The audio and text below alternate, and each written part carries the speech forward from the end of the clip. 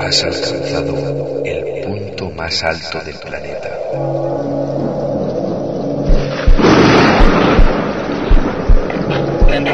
Check record.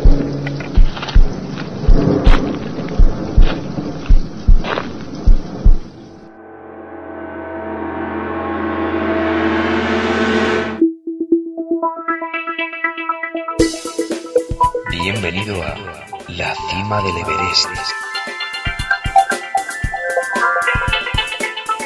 donde solo importa lo que eres y lo que quieras compartir con todos nosotros.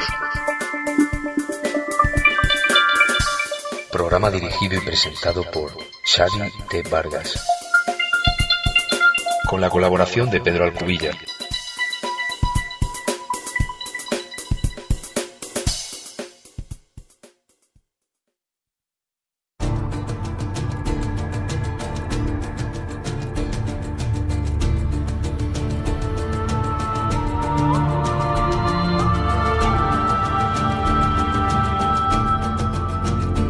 Dicen que el poder de la mente es uno de los misterios más antiguos que ha ocupado el interés del ser humano. Intentaremos poner a prueba nuestra capacidad de alcanzar eso que llamamos la divinidad y trascender más allá de la realidad que conocemos. Bienvenidos a vuestra cima, la cima del Everest.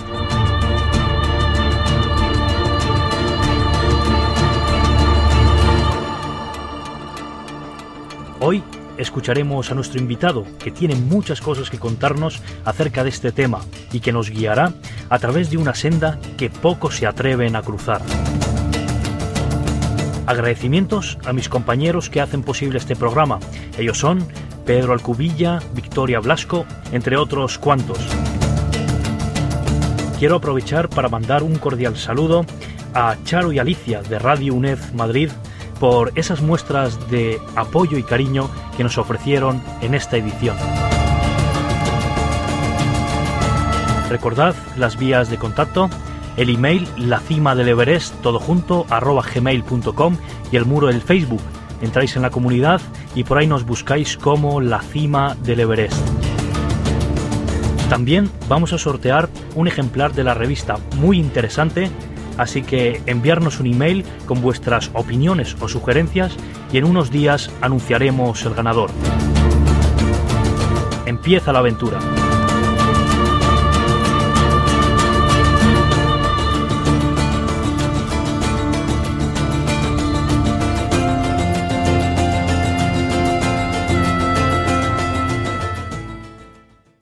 Prepárate para adentrarte en los confines de la vida. No basta con alcanzar la sabiduría, es necesario saber utilizarla.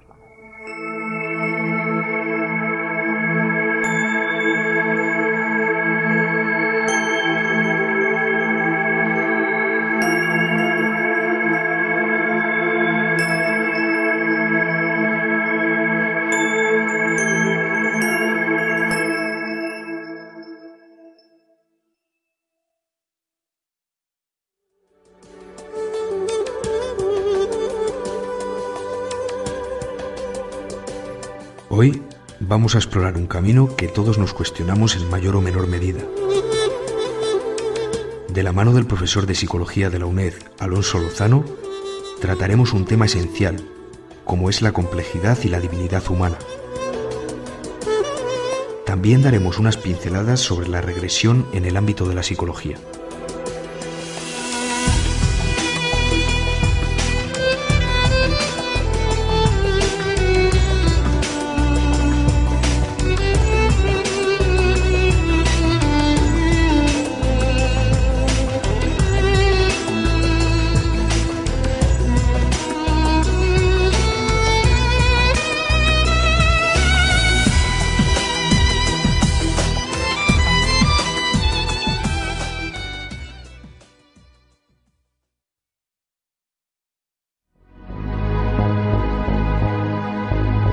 Aquí estamos en una nueva edición. Hoy tenemos a Alonso Lozano, profesor en la UNED, Universidad Nacional de Educación a Distancia, de la Facultad de Psicología, en el área de metodología, ¿no es así? Así es. Bienvenido, Alonso. Gracias, buenas tardes.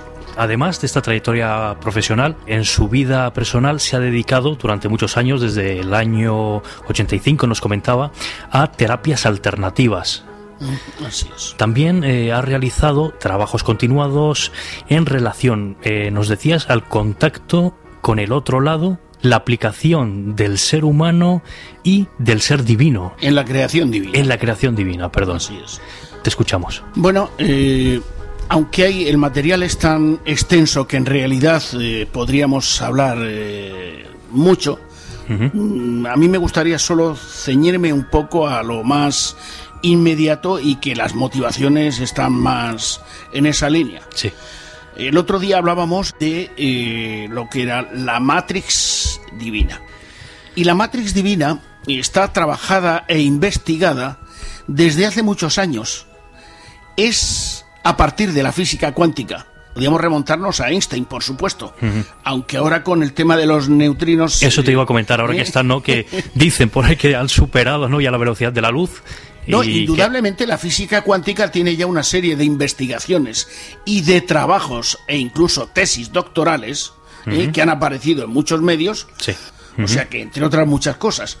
Pero bueno, antes de meternos en eso, también hay que, digamos, adaptar la población humana, todos aquellos que son muchos afortunadamente, cada vez más abiertos a la evolución, a la comprensión y a la aceptación de patrones que hasta ahora nos han superado, pero que afortunadamente cada día están más a las claras, se aceptan de mejor voluntad y desde luego supone una apertura de corazón y de mente, porque la base de la armonía del ser humano está en esa conjunción de la adaptación de las dos células fundamentales.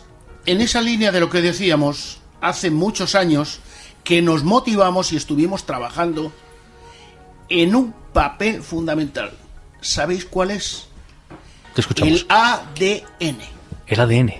El ADN contiene en el ser humano tanta cantidad de recursos, de información y de divinidad, valga la expresión, sí, que quedaríamos pasmados si fuésemos capaces de comprobar los recursos que hay ahí. Sin embargo, nosotros con nuestra civilización nos hemos quedado, digamos, desfasados. ¿Por qué? Tenemos un alfabeto que no se parece para nada y que no está en consonancia con el ADN. Sin embargo, el alfabeto hebreo y el árabe sí lo están. 24 filamentos básicos del ADN se encuentran reflejados en armonía y en consonancia con las letras de esos alfabetos. ¿Solo con esos dos alfabetos? Básicamente, porque en su momento también lo teníamos con otros más antiguos, pero han dejado... Estamos hablando del momento actual, ¿no? Sí. Porque claro, si nos ponemos a hablar del pasado, necesitaríamos otra serie de conferencias, claro, para remover todas esas cuestiones. Y se podría decir también, ya que mencionas el alfabeto árabe y el hebreo, ¿también el arameo? Porque es como hay una mezcla. El arameo tiene muchos, pero sin embargo no coincide al 100%. Sí tiene... Sí. Que yo sepa, por lo menos 17, mientras que el árabe y el hebreo se aproxima bastante. Se aproximan en un 90%. Muy buenas a los dos. Hola Sadi, compañero. Hola. ¿Qué tal, Pedro? Alonso. Es un placer, de verdad, estar aquí contigo hoy, que nos hayas permitido este lujo de charlar contigo. Tienes muchísimos conocimientos en estos temas y hablas como ningún otro. La verdad que tienes muchísimas bases sólidas para decirnos estas cosas que nos van a decir, que nos vas a contar, perdón. En primer lugar, como dices, yo creo que actualmente sí nos encontramos en una apertura de mente total.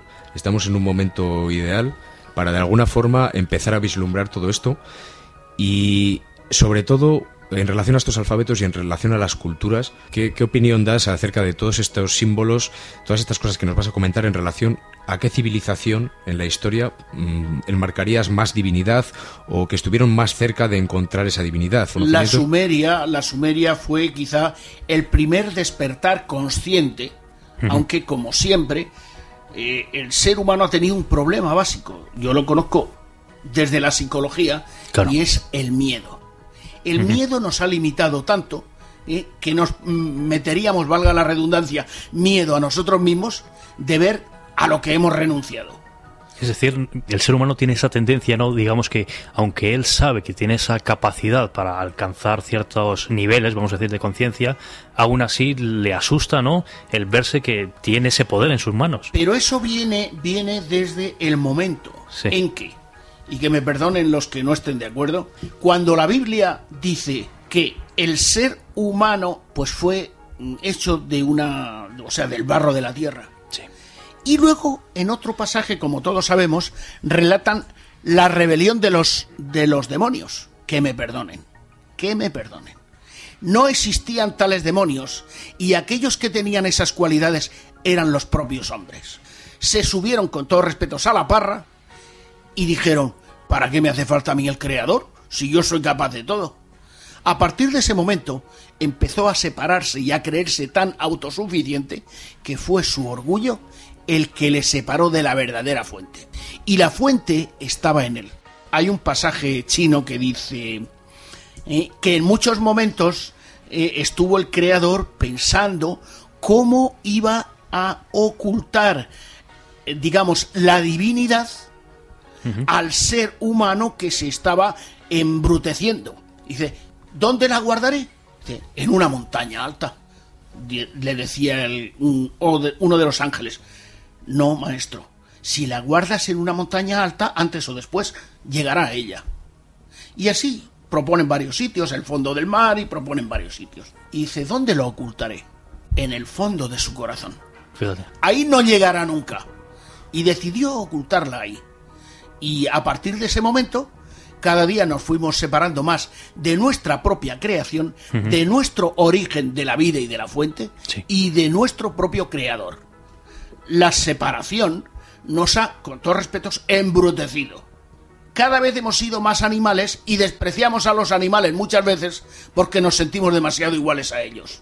Es increíble, Alonso. La verdad que sí que es verdad que quizás en esa separación respecto a la pureza, podemos llamarlo de alguna forma, sí que es verdad que cada vez parece ser más notable, ¿no? Cada vez que una civilización avanza más, se va separando mucho más de esos principios. Así es. Y perdemos más instinto, más capacidades mentales, más capacidad de todo. Parece que esa supervivencia a veces... Nos estamos embruteciendo, ¿no? Como se dice. Sí. Entonces... Pero es precisamente porque no nos damos cuenta que de la misma forma que no hay 3, 4 o 5 fuentes de energía, sino yo diría, no voy a decir infinitas, pero puede haber fácilmente 100. 100 fuentes de energía. Cuales, sí, de las cuales solo manejamos 5 o 6 y creemos que manejamos algo. Ya. Y la mitad de esas fuentes son manejables por el propio ser humano en su aspecto, permitidme, divino. La energía atómica sería manejable por el ser humano. ¿Sí? Sí. Hay fuentes y hay conocimientos y hay estudios profundos. Se ha visto, por ejemplo, aquí tenemos los estudios, por ejemplo, del japonés, Masaru Emoto. Sí. Donde se han hecho estudios que han demostrado que un grupo de personas, aplicando su pensamiento positivo sobre un estanque de agua estropeada, la han hecho potable. Increíble. O sea, que si eso se demuestra en ese nivel, en todos los niveles, el ser humano sería capaz de purificarse. ¿Qué ocurre? Primero tendría que purificarse él. Y eso es de lo que él tiene que ser ahora mismo consciente y asumirlo.